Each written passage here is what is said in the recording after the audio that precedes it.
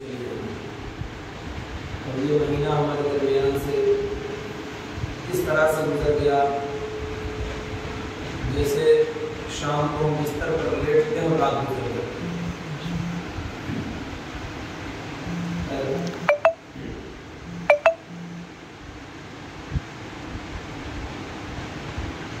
अच्छे रज़ा सच्चे रज़ा इरशाद इमाम रज़ा और ये इरशाद फरमाते हैं,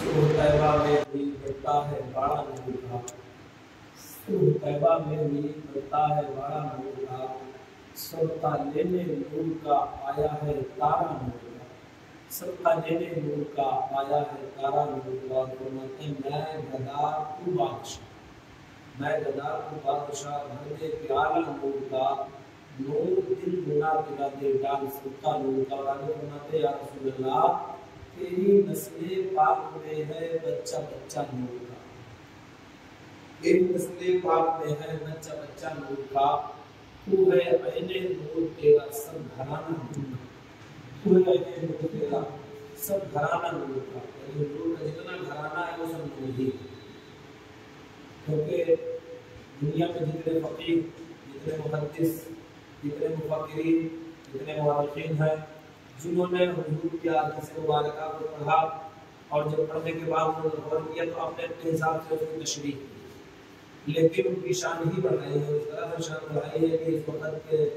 अगर सारे लोग मिल करके उनकी तरह कोशिश करें तो शान नहीं बढ़ा सकते और न ही उनकी शान को ही घटा सकता है, क्योंकि खुदा है ज़ाकिर मेरे नबी का कभी न ये जिक्र खत्म होगा। एक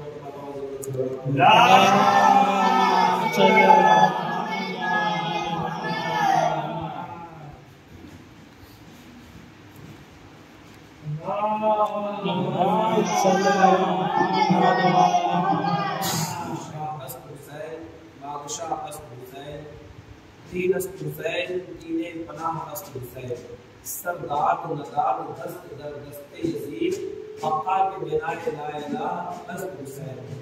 और एक शेर मौलाना की शान में कि इश्क हैदर के मुकाबिल जो खड़ी हो दौलत, ताज पामाल करो तख्त को ठोकर मारो।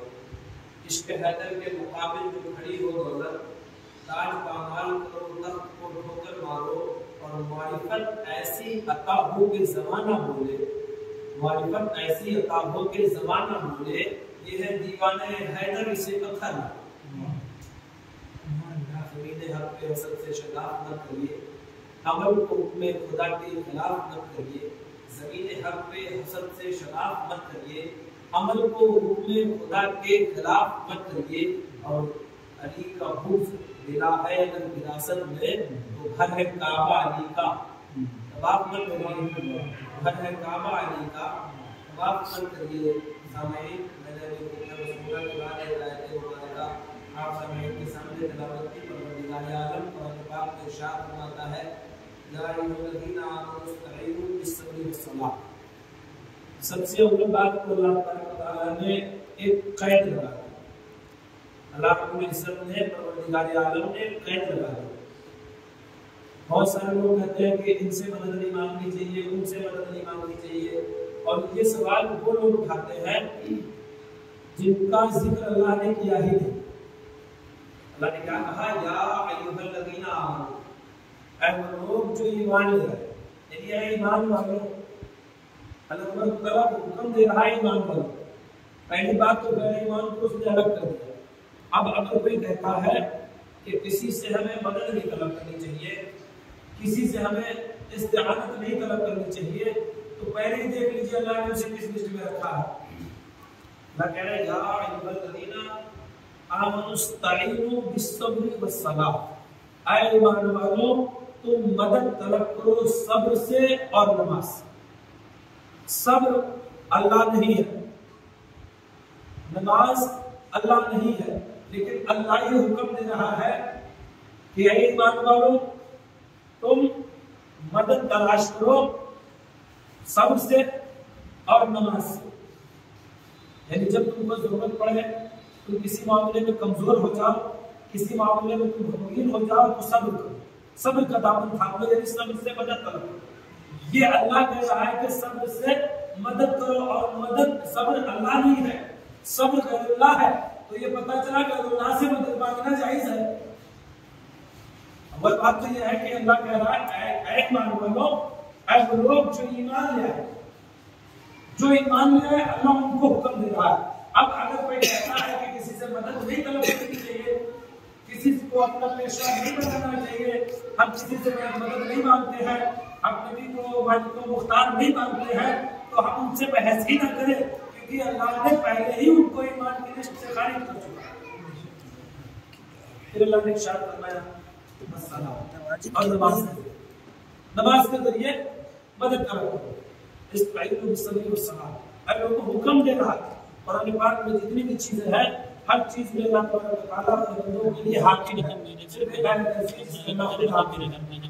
और वो आप सब ने बारहा सुनी है, और हमेशा हर मौजू पर आप सुनते हैं, चाहे जो जाकिर है, चाहे जो खतीब है, चाहे हमारे यहाँ का मामला है कि अगर अज़ान भी बुलाते हैं तो उसी आयत से एक पता करते हैं, अल्लाह व मलाइकतुहु युसल्लूना अलन नबी या अय्युहल्लज़ीना आमनू सल्लू अलैहि व सल्लिमू तस्लीमा।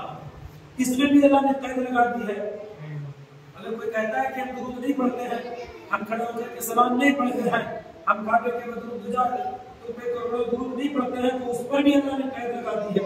मतलब अल्लाह ने कैद लगा करके ये बता दिया है किसी से लड़ाई करने की जरूरत नहीं है, कि किसी के पीछे घूमने की जरूरत नहीं है कि आप सलाम पढ़िए, आप अल्लाह से मदद मांगिए। अल्लाह ने कैद इसमें भी लगा दी। लोग कहते हैं कि आप जो है अज़ान से पहले दुरूद पाक पढ़ते हैं, क्या ये अज़ान का हिस्सा है? हम कहते हैं कि अज़ान का हिस्सा नहीं है, ईमान का हिस्सा है। ये अज़ान का हिस्सा नहीं है, ये ईमान का हिस्सा। इसलिए भी अल्लाह ने कैद लगाई, या अय्युहल्लज़ीना आमनू सल्लू अलैहि व सल्लिमू इन्नल्लाहा व मलाइकतुहु युसल्लूना अलन नबी।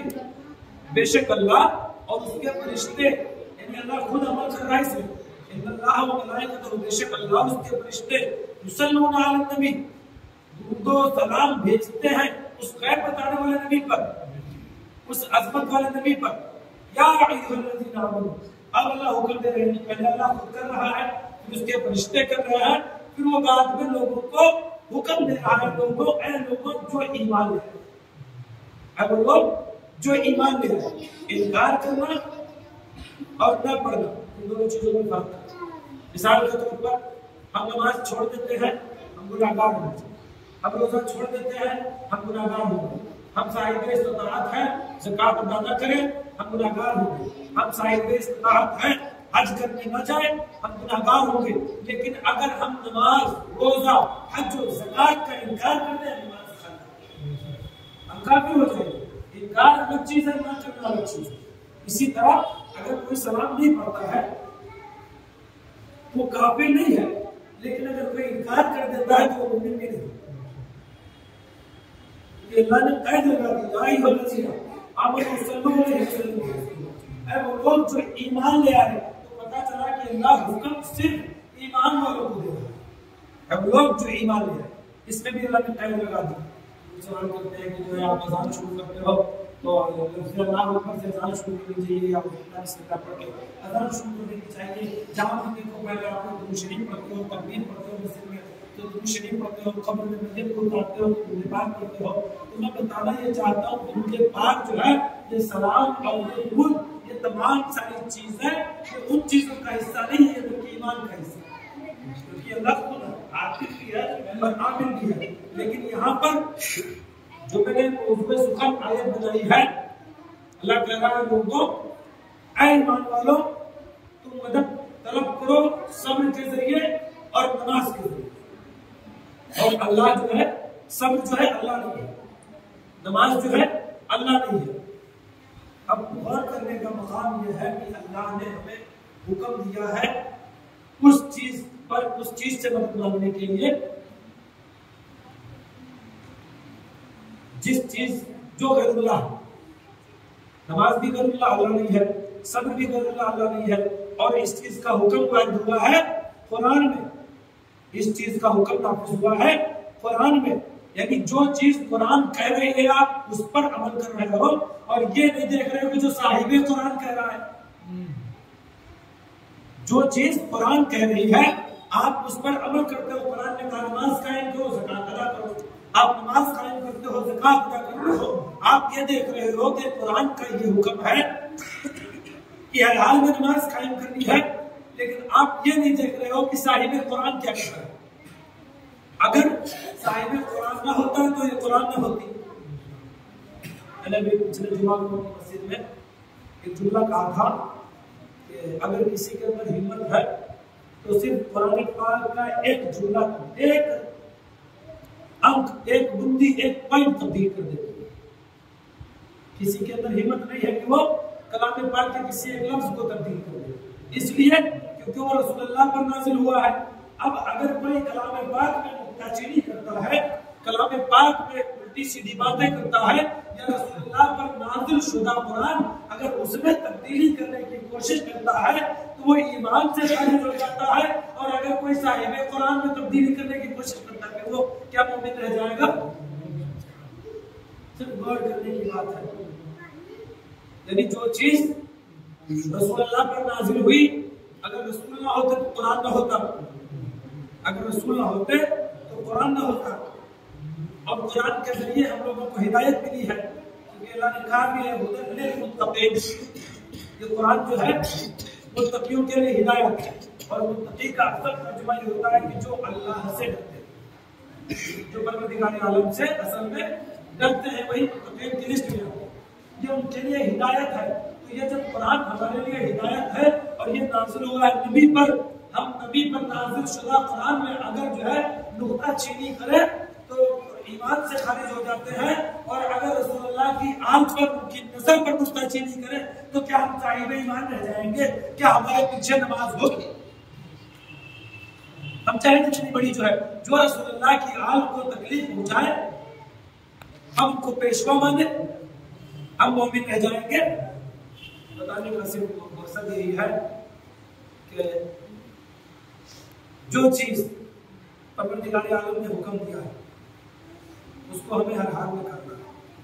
अगर हम नहीं कर रहे हैं तो हम गुनहगार हैं, और अगर इनकार कर देंगे तो ईमान से खारिज होंगे। हमारा ठिकाना जहन्नम है और हम उसमें हमेशा। मैं अपनी बात की तरफ आ रहा हूं। मैंने कुरान की आयत पढ़ी थी कि मदद तलाश करो कुरान से, सब्र से और नमाज से। अब आपको ले चल रहा हूं करबला के मैदान में सब्र किसके साथ है? हमें भी देखना है कि अल्लाह ने हुक्म दिया है लोगों, तुम मदद तलाश करो सब्र से। जब मेरे इमाम ने सब्र के जरिए मदद ली है, यानी मेरे इमाम का सबसे बड़ा वहां पर अगर कोई साथी था तो सब्र, सबसे बड़ा अगर कोई वहां पर साथी था तो सब्र। अगर सब्र का दामन मेरे इमाम छोड़ देते तो अल्लाह उनके साथ न होता। दो तरफ है, दो पहलू है। एक तरफ ऐसे लोग हैं जो बेसब्र हैं, एक तरफ ऐसे लोग हैं जो साबरीन में आते हैं, क्योंकि वो ऐसे लोग हैं जो कुरान के मुहाफिज़ीन हैं, जो असल में कुरान के मुहाफिज़ीन हैं, जिनके आबा व अजदाद के सदक़े में उन पर कुरान नाज़िल हुआ है।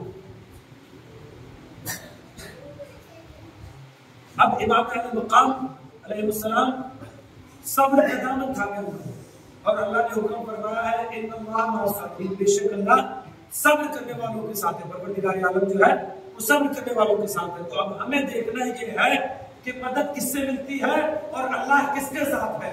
अगर हमारी अक्ल काम करती है, अगर हमारा दिमाग काम करता है, अगर कुरान की इस आयत पर हम गौर फिक्र करें तो हमें पता ही चलता है कि मदद हमें सब्र से लेनी चाहिए। तो जो चीज जिनके सदक़े में नाज़िल हुई है, अल्लाह ने फरमाया उससे मदद करो, मदद तलब करो। और अगर हम डायरेक्ट रसूलुल्लाह से मदद तलब करें तो हम शिर्क और बिदअत कहां से करें? बताने का सिर्फ मकसद और मतलब यही है मोमिनीन, कुरान की बिस्मिल्लाह की बे से वन्नास की सीन तक जितने भी अल्फाज, जितनी भी आयतें, जितने भी हर्फ मौजूद हैं, हर चीज में हम तमाम मोमिनीन के लिए कोई ना कोई हुक्म पोशीदा है। बस अफसोस की बात यह है हम सीखने की कोशिश नहीं करते हैं, हम जानने की कोशिश नहीं करते हैं। अल्लाहुम्मा सल्ली अला मुहम्मद व आले मुहम्मद। करबला के मैदान से लेकर के आज तक जितने दिन गुजरे इन तमाम दिनों में हर दिन दीन मुस्तफा बढ़ता चला रहा है, दीन मुस्तफा बढ़ता चला रहा है। जिसको बाप दादा ने बचाया था उनकी औलादों ने बढ़ाया है, और ऐसा बढ़ाया है, ऐसा बढ़ाया है, ऐसा बढ़ाया है कि ये क़यामत तक के लिए बढ़ता ही रहेगा। लेकिन अब हमें अपने आप को तब्दील करना है। असल में करबला से हम जो है अगर देखते हैं, करबला को हम पढ़ते हैं, करबला को अगर हम सुनते हैं तो सिर्फ इसलिए से न सुने कि जितनी देर हम मजलिस में बैठे हैं इतनी ही देर तक सुने, उसके ऊपर हम अमल करें। असल में हम उसवा हुसैनी, तरीक़ा हुसैनी, तरीक़ा मोहम्मदी, तरीक़ा अहले बैत अपने अंदर अपनाने की कोशिश करें। जैसे बुजुर्ग हुए हैं हज़रत सूफी हमीदुद्दीन नागौरी रहमतुल्लाह अलैह, उनके दर पर एक बच्चा आया और उस बच्चे से सूफी हमीदुद्दीन नागौरी रहमतुल्लाह अलैह ने पूछा, ये गरीब नवाज के शागिर्द थे, और गरीब नवाज कौन है? वो रसूलुल्लाह की औलादों में से हसनी हुसैनी सैयद, हसनी हुसैनी सैयद है सैयदना मुर्शिदना हज़रत सैयदना शेख मुईनुद्दीन हसन संजरी रहमतुल्लाह अलैह, जो अजमेर शरीफ की धरती पर आराम फरमाए और फरमाते हैं शाह हुसैन, बादशाह हुसैन, दीन हुसैन, दीन पनाह हुसैन, सरदाद दस्ते यजीद, हफ्ता के बजाय ला इलाहा हुसैन, उनके एक चाहने वाले, उनके एक मुरीद, उनके एक शागिर्द हैं सूफी हमीदुद्दीन नागौरी रहमतुल्लाह अलैह, नागौर शरीफ। उनके घर पे लंगर चल रहा था। एक बच्चे से पूछा उन्होंने कि बेटा तुमने खाना खाया? उस बच्चे ने कहा कि मुझे मैंने खाना खाया। आपने पूछा उससे आखिर आपने खाना क्यों नहीं खाया? जब लंगर चल रहा है, और लंगर का मतलब होता है कि चाहे अमीर आए, चाहे गरीब आए, चाहे छोटा आए, चाहे बड़ा आए, कोई रोक नहीं सकता। लंगर का मतलब यही है कि कोई उसे रोक नहीं सकता। वो जो है बड़ों ने बुलाया है उसे, और जो उनकी महफिलों में आए किसी को इख्तियार नहीं है पीछे पीछे। खाना खाया, उसने अपना नाम बताया तो हज़रत सूफी नागौरी हमीदुद्दीन नागौरी समझ गए कि ये साहिब इस्लाम ने उन्होंने मुस्लिम, और मुस्लिम ने कहा अच्छा आज से है तुमने इसलिए खाना नहीं खाया क्योंकि हमारे यहाँ लंगर में गोश्त बन रहा है, हमारे यहाँ लंगर में गोश्त बन रहा है। उस दिन से सूफी हमीदुद्दीन नागौरी रहमतुल्लाह अलैह ताला ने अपनी दरगाह का अपनी दरगाह पर ये हुक्म नाफिज कर दिया कि आज से हमारी दरगाह पर गोश्त नहीं पकेगा, बल्कि चने की दाल और रोटी पकेगी, ताकि ये अहले बैत का लंगर है, ये रसूलुल्लाह का लंगर है, और उनके लंगर में आने के बाद कोई अगर भूखा चला जाए तो फिर हमारा खाना खिलाना बेकार है। इसी वजह से आज तक ये जो अहले बैत आहार के तरीके को अपनाए हुए हैं, आज तक क्या किसी भी आस्थाने पर चले जाइए देख लीजिए जाके कि अगर लंगर बंटता है तो दाल और रोटी ही बनती है, ताकि कोई भी आराम खा सके।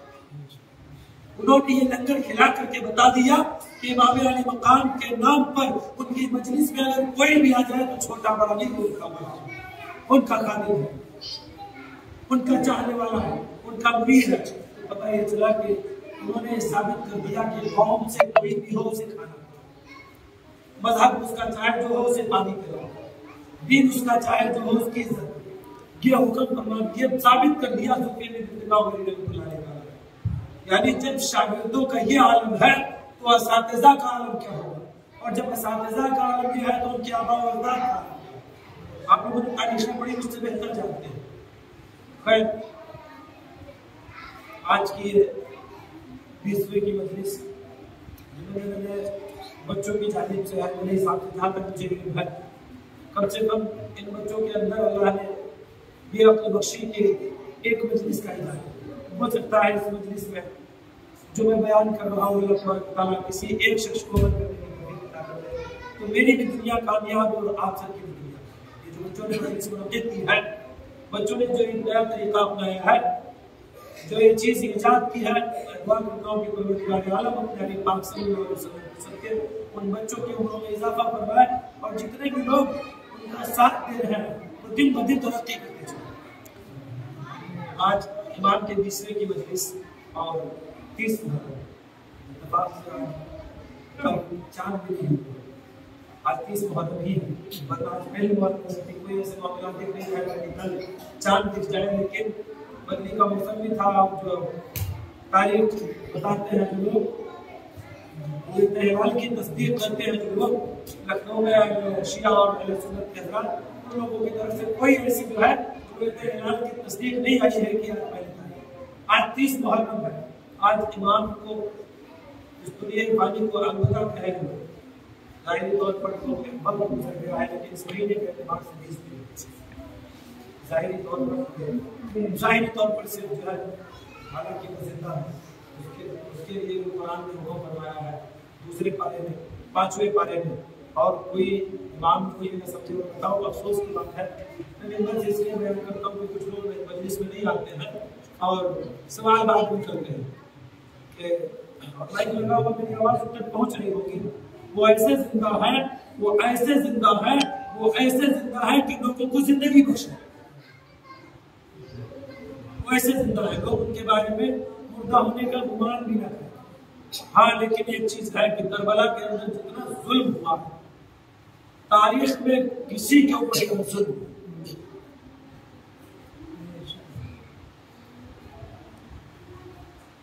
करबला का पूरा वाकया जहां तक आप लोगों ने इसी इमाम बाड़े से, इसी मिंबर से आप लोगों ने समाप्त किया है कि 2 मुहर्रम को ये काफिला वारिद करबला हुआ।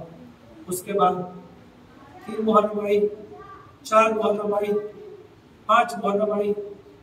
4 मुहर्रम को खेमे नस्ब करने का हुक्म हुआ, 5 मुहर्रम को खेमे हटाने का हुक्म दे दिया।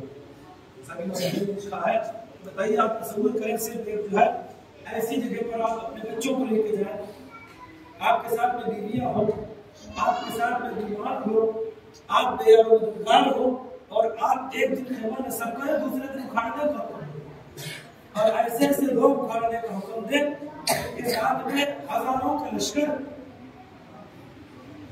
6 मुहर्रम 7 मुहर्रम को उन लोगों का पानी भी बंद कर दिया। 8 मुहर्रम में शहादत शुरू हुई। तमाम मुकाम के तमाम रुफ़क़ा, तमाम चाहने वाले एक के बाद दीगर तमाम मुकाम के उलमा के दीन की मुहाफ़िज़त के लिए, दीन की हिफाजत के लिए अपने सरों को कटाने के लिए कुर्बान थे। लेकिन हाय अफसोस, आज हम उन्हीं इमाम के नाना के दीन के लिए अपने सर को झुकाने के लिए दौर तो बहुत दुर्बदल दौर था। उसके बाद का जमाना में बताता हूँ, सैयदना गरीब नवाज के दौर में अगर कोई इंसान कलमा पढ़ लेता था तो पृथ्वीराज चौहान उसको जो है आप लोग हिस्ट्री बेहतर पढ़ी होगी, और जो उसका खून निकलता था अल्लाह उन्होंने से चला दिया। कितना मुश्किल था इसका, लेकिन आज देखिए इमाम अली मकाम के सदके कितना आसान हो गया है, कितना आसान हो गया है मज़हब इस्लाम पर कायम रहना। एक वक्त गुजरा करबला के मैदान में, इमाम अली मकाम तमाम शहादतों के बाद, हज़रत वहाब अब्दुल्लाह करनी की शहादत के बाद खेमे के अंदर तशरीफ लाए। अपनी हमशीरा जनाब ज़ैनब को हुक्म फरमाया, बहन ज़ैनब लाओ बाबा का खुद मुझे दे दो, बाबा की जुल्फ़कार मुझे दे दो, भाई हसन की ज़रा मुझे दे दो, नाना की पगड़ी, नाना का अमामा मेरे सर पर रखो। अब मैं जब मैं जा रहा हूँ और इन यज़ीदियों को बता दो कि अली का बेटा किस तरह से लड़ता है, अली का बेटा किस तरह से जंग करता है। जनाब ज़ैनब जब ये देखती है कि भैया हुसैन के आंखों पर जो है सुर्खी तारी है, भैया हुसैन किस तरह से लड़ रहे हैं कि अब वक्त आ गया है शहादत का। अल्लाह अकबर। इमाम अली मकाम की वो हमशीरा जनाब फातिमा ज़हरा की प्यारी बेटी, अली की लाडली, अली की लफ्ज़ जिगर, जनाब मौला हुसैन की बारगाह में हाथ जोड़ कर अजब से कहती, भैया हुसैन अगर आप चले जाएंगे तो हम लोगों की हिफाजत कौन करेगा। एक मैं अर्जी पेश करती हूँ, एक आपकी बारगाह में दरखास्त पेश करती हूँ, एक गुजारिश पेश करती हूँ। मैंने अपनी माँ फातिमा से वादा किया था कि मैं हर हाल में अपने भैया का साथ दूंगी, मैं हर हाल में अपने भैया के हमरा खड़े रहूंगी। एक मेरी अर्जी कबूल कर लीजिए, एक मेरी अर्जी कबूल कर लीजिए। इमाम अली मकाम फरमाते हैं कि बहन ज़ैनब फरमाए क्या अर्जी है। जनाब ज़ैनब कहती है कि भैया हुसैन मेरी एक अर्जी है। मैंने नाना की हदीस मुबारक सुनी है, नाना फरमाते हैं कि जब कोई मुसीबत आए तो सदका कर दिया करो, सदका मुसीबत को टाल देता है। असदक़तु तदफ़उल बला, सदका मुसीबत को टाल देता है।